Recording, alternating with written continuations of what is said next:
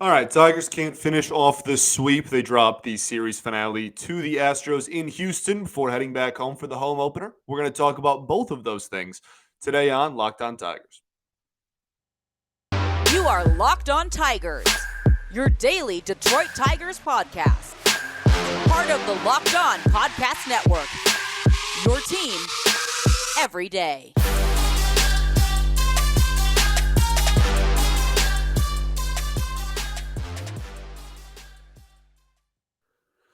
What is up, everybody?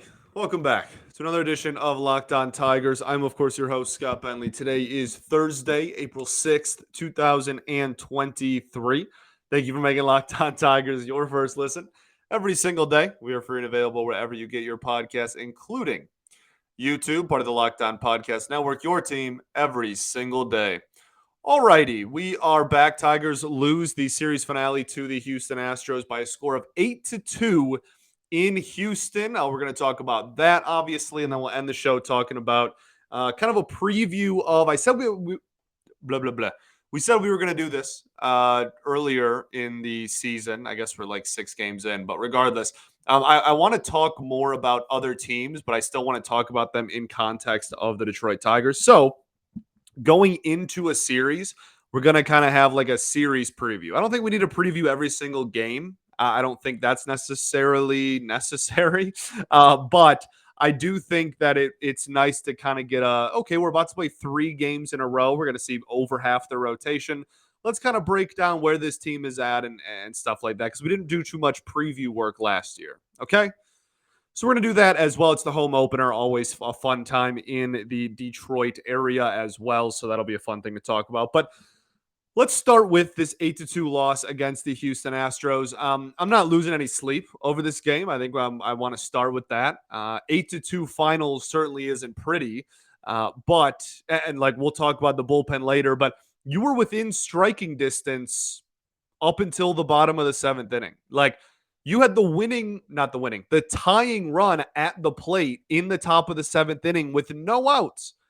Like this was still, again, got away from you late. We'll talk about the pen, but you took the first 2, and in the last 3 innings of the ball game, you had a chance to still do damage, and the game was still very much in reach late. So I'm not too upset over it. And obviously the first 2 games is the reason I'm not too upset over it. If we were 0-5 and we just lost 8-2, I'd be feeling a little differently. But I will gladly take this series. We still won a series against the Astros in Houston after a horrible start to the season. I mean, we were talking about 0-6. The fan base was talking about 0-6. That was like the big thing, right? Like, oh my goodness, we might start off 0-6. And given how bad they looked in that opening series against Tampa, this is a really, really nice change of pace. Again, even with this kind of close to crooked number loss at the end of the series here, it wasn't like they got out to an 8-0 lead in the 2nd inning and it was just uncompetitive. Like this was still a competitive ball game until the bottom of the 7th. So I'm pleased.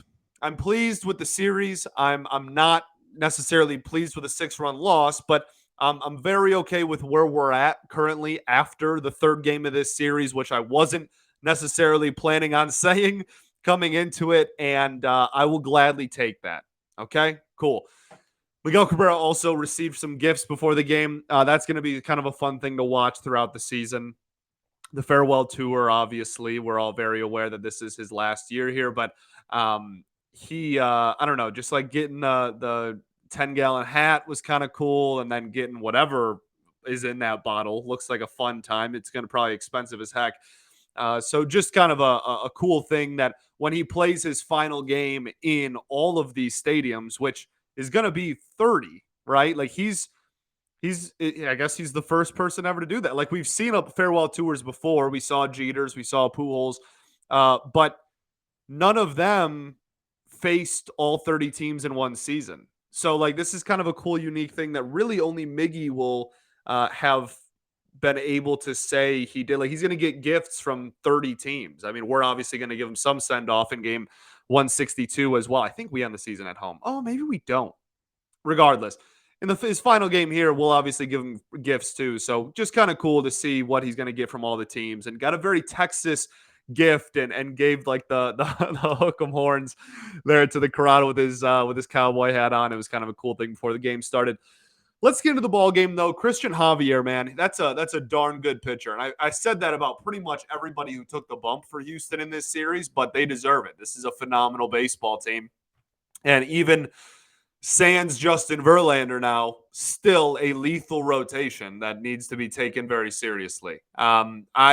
I will say, man, like his his fastball is only like 93, tops out at like 94, but my goodness, that slider is nuts, right? Like that is a crazy slider. That thing moves like 8 feet. It feels like it, like legitimately against lefties. It feels like he throws that thing like where it would hit a righty, and then it goes and ends up like right down the middle, and we're just taking them, and we're like, that's crazy to me that thing just airbended its way back into the strike zone. That would have been behind a lefty. So really, really tough pitcher. Like career 3 ERA. Like since breaking into the majors, he's been one of the better pitchers in the American League, and already just continues to build on it year after year. It feels like it's hard to believe this is already his 4th season. I think he debuted in the COVID year. That's wild, but really good stuff. Really solid fastball, incredible slider. And the thing that he does is we've talked about tunneling a lot already this season, but when we've talked about it, it's been a lot of like fastball changeup stuff, a lot of tunneling vertically. And so, getting low fastballs and then changeups that kind of die out and they look the same. And then, oh, you're swinging over a pitch. Well, he does this, and to righties, he just abuses it to the outside because he has slider fastball. So he'll throw 4-seam fastballs at the outer edge. And if you know that it's a fastball and you're on it, you can take it the opposite way. And you can do some damage. And they did get on base in this game. We'll talk about that in a second. But when he's really mixing his pitches well, I mean, it is like you look foolish because the slider moves so much.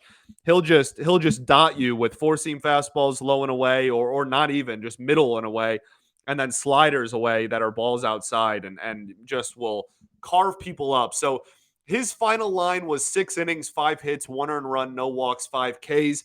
I don't think the Tigers' approach was awful in this game. The first time through the lineup, he dominated, right? Like, that was awful. I almost tweeted out, I was like, this is going to be a long game because the first 2 innings were really, really brutal. And that was against our best hitters. And but then, to their credit, the second time through the lineup, it actually started with the bottom of the lineup the first time they saw him, but then carried over into the second time through the lineup. Yet again, this offense made adjustments, and he had around 100 pitches by the end of his outing. Like, he went 6 innings, but had 90 or 100 pitches, which is really impressive for the Tigers' sake, considering he had less than 20 through 2 and had like 8 through 1 or something like that. Like, they really did make him work as the outing went along, even though they weren't doing a ton of damage. So yeah, I'm okay with it, relatively speaking. Like, I'm not trying to have like a loser's mentality about it, but again, like we won the series and this was their ace. So like I'm not gonna lose sleep over this ball game. And they did, again, like approach was solid. It's just execution is part 2, right? Approach and then execution. And the Tigers had a decent approach, but did not have very good execution in this game, especially with runners on base. The team left on base total ended up being 6, but if you combine all of the lob totals from each individual batter, it ended up being like 14 or something like that. So approach is one thing, execution is another. Were really brutal with runners in scoring position in this game as well. So if we were a good baseball team, if we were, I don't know, like if this was a season in which we were like, hey, let's try and shoot for the wild card, or let's try and take the division or something like that, this game would have been a lot more frustrating for me. But given where this team is at, I will take, a series win, a solid approach against a really, really good pitcher. They didn't look lost out there. If they went out there and looked like they did against Tampa, I would be having a much different tune about this ball game, because I go, oh my goodness, maybe the first 2 games were a fluke or we're right back where we were. But I really don't feel like that's the case. I felt like this was I don't want to say as good as they could have done because obviously that is not true. But we'll take it. Okay. Let's get into some of the individual performances in this ball game. Again, it was not some stellar offensive performance, that is for darn sure. So we will get into kind of what went wrong at the plate, as well as still some of the positives in this game. But first, I got to tell y'all about our new friends over at eBay Motors.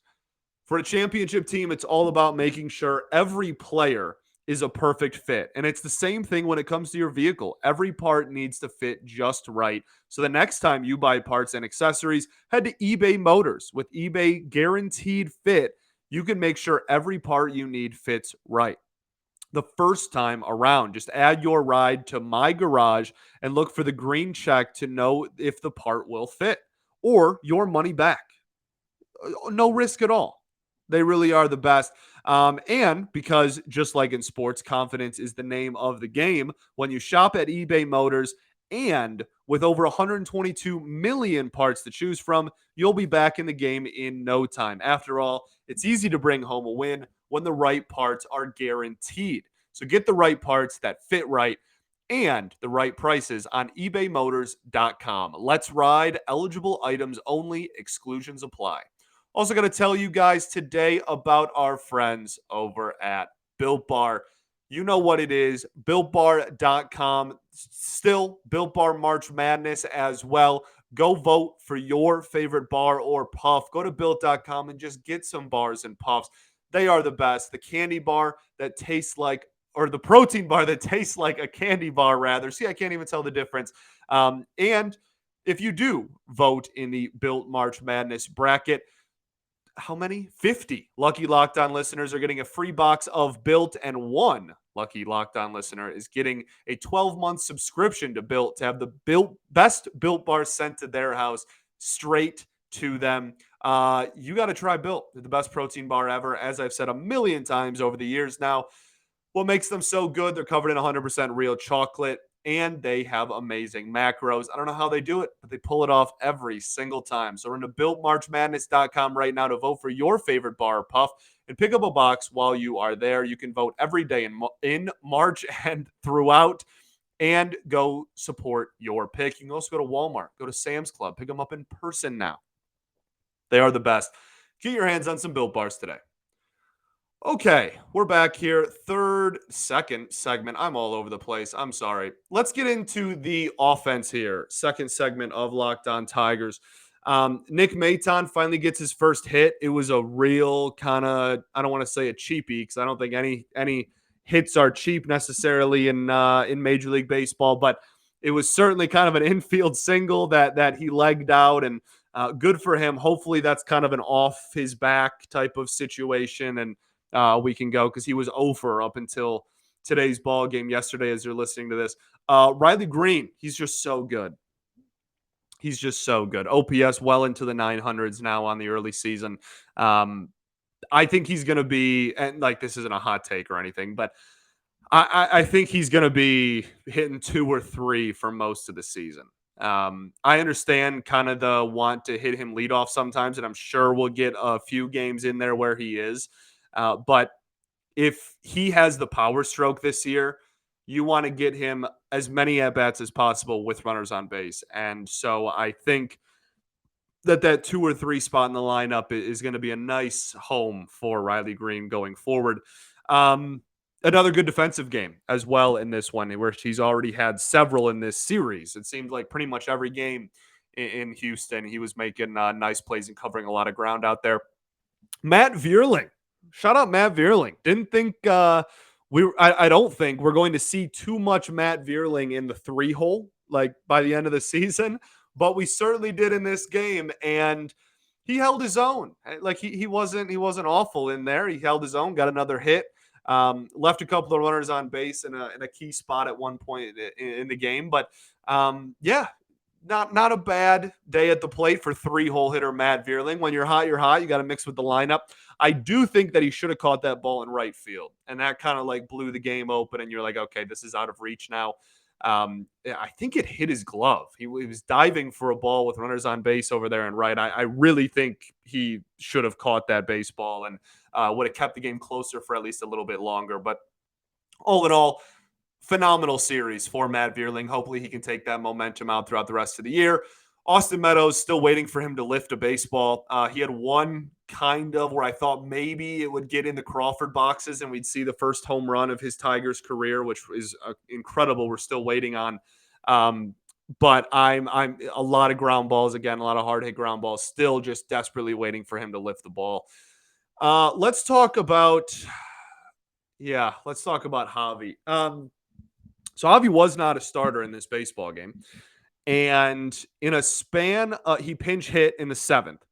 And in the span of about 5 minutes, he grounded into an inning-ending double play and then had a throwing error.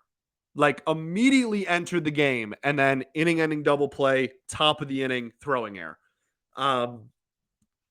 It's ugly. It's an ugly start to the season. It's just frustrating. I don't know what else to say, really. I mean, like genuinely, I don't know what other analysis you really need from me or what else you want to hear me say. Like, this is unbelievably frustrating start to the year. He's been somewhat of a rally killer, to be honest with you. And I mean, this game certainly was. And I know everyone's upset with him. I know everyone's frustrated with him at the moment. I don't know if you're coming for like good news. Like I promise you, he's not going to OPS 300 this year. Like he's gonna go on a hot streak and run into one for a couple of weeks at some point. But um, we'll see. This is certainly a really, really rough start to the season. We're not calling it a lost season. We're not going to jump to any season-long conclusions on April 5th. But certainly a lot left to be desired so far from Javi this season in a pretty important year for him that we talked about that in his player preview. So we'll see. I guess is all I have to say. But unbelievably frustrating start to the year for him. I'm not sure there's really too much else to talk about offensively. There was just zero clutch or power hitting. Like that was pretty much it. Outside of the Riley Green triple, not too many extra base hits or anything like that. And just again, dreadful with runners on base and runners in scoring position. I think it was the seventh inning. The top of the seventh, you're down 4-1. Abreu comes in, immediately walks two hitters. Two hitters that don't walk historically, by the way, but that's how like badly he was missing the zone. And you get Zach McKinstry up. He's the tying run with no outs and two men on. You have a chance to get back in this baseball game, right? And really not great umpiring, but that's a conversation for a different day. Just like two curveballs that were clearly balls high. And like, I don't know how we're giving like the benefit of the doubt to the pitcher. He hasn't been anywhere near the strike zone. And like, I don't know. That's whatever. Anyway, not great home plate umpiring in that at bat. And then the Javi Baez double play happened right after that. And then, you gave up two runs in the bottom of the seventh. You gave up the home run in the bottom of the eighth that really put it out of reach. But that was like the last, I don't know. It's good and bad, right? Like you hung around enough to have the tying run at the plate in the last three innings of the ball game, but you then failed to do that miserably, to be honest with you, and then completely just fell apart. Your bullpen fell apart after that. So it is what it is. Let's get into the pitching side of things because that is another place in which this game was not very well executed. We will do that right after I tell y'all about our new friends as well. All about new friends today over at So Rare. It's a revolutionary fantasy baseball game and marketplace transforming fans into owners with officially licensed digital cards featuring players from all 30 MLB teams. Unlike other fantasy platforms, So Rare managers are truly in their own fantasy experience. Goodness. You're collecting, you're buying, you're selling, you're competing with players, and you're competing with player cards against global opponents to win epic rewards. Win or lose, you still own your cards, so there's no cost to play. Plus, The more you win, the more you advance, collecting increasingly powerful cards and accessing next level competition and rewards.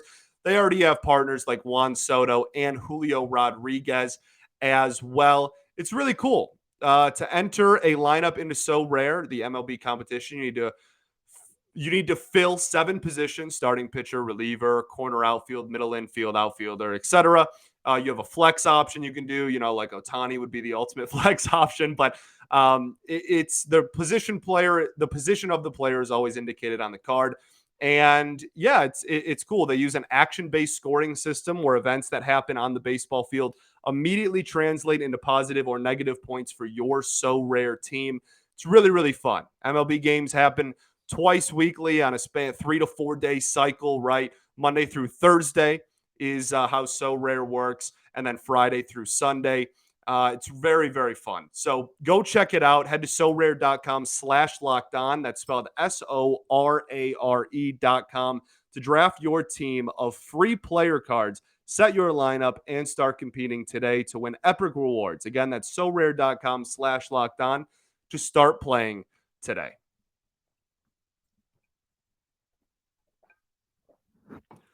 All right, everybody, welcome back. Third and final segment here, Locked On Tigers. I butchered the heck out of the beginning of that, so I apologize to our friends over at So Rare, but it is very fun, and definitely do go check it out. It's very, very cool. I haven't seen anything quite like it before. It's very fascinating to me. Okay, let's get into the pitching side of things, then we'll get into the Boston Red Sox. So I guess we should probably just start with Erod here when talking about pitchers. That makes sense. Yeah, this was definitely not a great Erod start. 4 2/3, 6 innings, 4 earned runs, 2 walks, 1 strikeout, 2 home runs against. Yeah, definitely not his best. When he's at his best, he is filling the strike zone with ease and getting a lot of ground balls and soft contact. I thought he had some good stuff early on. Like he had a really big strikeout, like a dot against Kyle Tucker. And then that was kind of like the beginning of the end, weirdly enough. I do have a gripe with this ballpark. And like, I'm not, again, Erod did not have his best stuff. I'm not saying that this is like an excuse and Erod was actually great today, because he absolutely wasn't. But the expected batting averages of these home runs, okay? The Pena one in the 8th had a 350 expected batting average, and that was comfortably the highest, okay? The first homer, the Chas McCormick homer, was a 140 expected batting average with a 40-degree launch angle. That is a pop-up. And the Kyle Tucker homer to the opposite field had a 020 expected batting average. That is a routine flyout anywhere else in baseball, apparently. It's actually there's a Twitter account, Would It Dong is the name of it.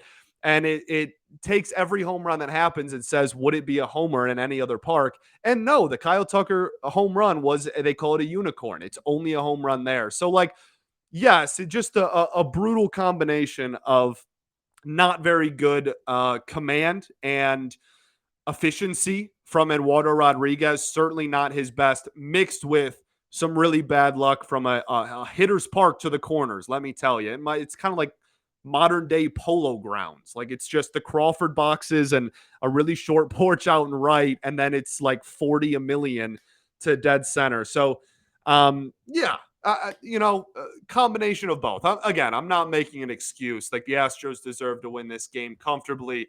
They were the better team. They executed offensively. Erod was not very sharp, but that was really frustrating to me. That I don't know. It's fascinating because it doesn't get the publicity that like Fenway and Yankee Stadium and parks like that do for being like such home run friendly parks. When you play one series there, and it's really eye opening. Yeah, but anyway, back to Erod. So it just hasn't been efficient so far this year. Last year, I think he got off to a pretty similar start early on in the season. I know he got hurt in May, but I think he got off to a similar, like his first few starts were kind of weak like that, and then kind of recovered a little bit. And then later in the summer, obviously, we don't need to talk about what happened in the middle. We're all very aware. Okay, we're good. We talked about it. Great. So we'll see what happens. It's the second start of the year. Again, when he's at his best, he's a pitch to contact efficient pitcher that can fill the strike zone. And so far, due to command issues, he just hasn't been able to fill the strike zone. I still think the stuff looks good. It's just a matter of getting that command down to a point where he's consistently missing barrels again. Okay, cool. Garrett Hill, 1 1/3, 2 hits, 1 earned run, 1 strikeout, no walks. That sinker is gonna play. It's hard he had to deal rather with the throwing error there by Javi. He was the pitcher for that one, but it was a solid outing, all things considered. When he's filling the zone, he can be effective. One earned run, 2 runs given up total. I think that he can be a multi-inning reliever that can also get a lot of ground balls. So I still believe in Garrett Hill, the reliever. And yeah, not a great outing, but definitely not an awful outing either. Tyler Alexander, 2 innings pitched, 3 hits, 2 runs on the homer, 1 strikeout, 1 walk. He just really wasn't fooling anyone today. Not a lot of called strikes and only had 1 swing and miss, I think, in the entire outing. So he's a barrel misser when he's at his best. He's never going to be a high like swing and miss guy, but like had an average exit velocity of almost 90 miles an hour and got fouled off 17 times. And that's including the 8 balls put in play. That's in 2 innings. So like just really didn't have it. Just was not fooling anybody at all. But I don't mind the decision to go to him there. The game was already kind of out of reach, and he's a multi-inning kind of swingman reliever. So that's pretty much it. Not a great day on the mound, but I don't think it was horrible either by really anyone. It's just a lot of pitchers not at their best against a really, really good lineup. That's a lethal combo. Then you pair that with an offense that, again, was not executing very well, got runners on, but couldn't get them home, and a really, really good pitcher and a really good bullpen. So you took 2 of 3. We move. That's still a win. This is still a successful series. And yeah, well, let's go home. Let's go home and win some ball games. Let's talk about that home opener against the Boston Red Sox. The pitchers for this series, the matchups, I guess, for both sides. So you have Chris Sale versus Spencer Turnbull, game 1, Tanner Houck and Joey Wentz, game 2, and then Cutter Crawford and Matt Boyd is the presumed Sunday matchup. So look, big series for Spencer Turnbull, obviously. That's pretty much my 1-1. Like, how good does Spencer Turnbull look? Because he had a really, really rough first outing in Tampa. So we'll see how that goes. But you look like this is winnable. Like this really is a winnable series. At the time of this recording, I don't believe a starting pitcher for the Red Sox has gone deeper in a ball game yet this year than 4 1/3. So they're coming off a sweep to the Pirates on top of that. Like they just got swept at home by the Pittsburgh Pirates. Like this is a super obtainable and winnable series. At least I'd hope so, right? Like if it's not, then maybe we're not where we thought we were. But I think this is winnable, and I'm not guaranteeing that we're going to take 2 of 3. This is still a better baseball team than you. They're going into it thinking, okay, we can get back on track and take 2 of 3. But this is winnable for the Detroit Tigers. I as far as the Red Sox go as a whole, I think a lot of people have focused on what they've lost this offseason, and I still don't think they're a bad baseball team. I don't have them in the playoffs or anything, but I don't think this lineup is that bad. I think it's somewhat overhated, just again because of what they lost. But it's not stellar or anything. But there's some professional hitters in there, and Devers is definitely elite, one of the best hitters in this game. It's far from a cakewalk of a lineup. This team is still better than you. Like I said, like this is still a better roster than yours. But still think it's winnable. Awful starting pitching so far in the season for Boston. You're at home. It's going to be colder than Texas, but hopefully the rain is done. This is ridiculous. It has stormed for like a week straight, it feels like, if you live in the great state of Michigan and in the metro area. But so hopefully we have some sunny, but it's going to be a little colder, whatever. Boston's used to that. Not important. But they have a shaky bullpen as well. So go win some ball games. Go win some ball games. Go take 2 from Boston. We've talked about it a lot, but you have a really, really tough April. And the Red Sox are like one of the easiest teams, depending on who you ask, maybe even the easiest team you play in the first 6 weeks of the season. Depending, it all comes down to your opinion of them versus the Orioles rather. So like, we might play the Pirates somewhere in there, but like point remains, like this is one of the easier teams you play in the first 6 weeks of the season. You have to take advantage of this series and try and steal a couple if you want to try to keep your head above water by the time you exit this brutal start to the season as far as opponents go in the middle of May. Okay? All right. Thanks for making Locked On Tigers your first listen every single day. For your next listen, check out the Locked On MLB Baseball, Locked On Fantasy Baseball podcast. Goodness gravy, what an episode. I'm so sorry. Find Locked On Fantasy Baseball wherever you get your podcasts and on YouTube. Listen to Matt and Dom every day so they bring you the best fantasy strategies, part of the Locked On Podcast Network, your team every single day. Alrighty, I think that's it. We'll be back tomorrow recapping, hopefully a win in the home opener. Those are always fun, but we'll be back then. Then an off day on Friday because, again, home opener. And, then we'll be back on Monday, hopefully recapping a series victory. But I'll see y'all tomorrow. Peace and love. Going to therapy's dope. Go Tigers, baby.